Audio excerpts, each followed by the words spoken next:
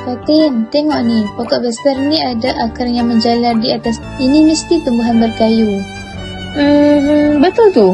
Daunnya pun lebar dan juga hijau pekat.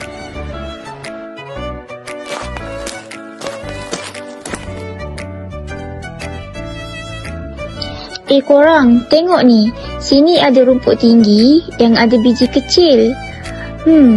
Mungkin ini Monocotyledon sebab daunnya selari dan berakar serabut. Pandai juga kau ni, Kila. Pokok ni lain daripada yang lain. Daunnya berbentuk spiral dan nampak berkilau.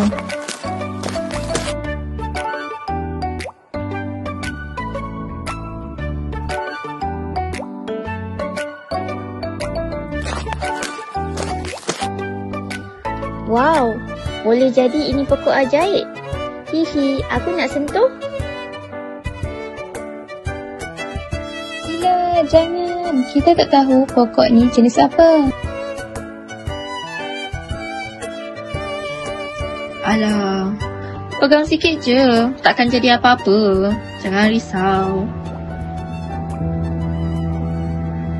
Tidak. Kita kat mana dah?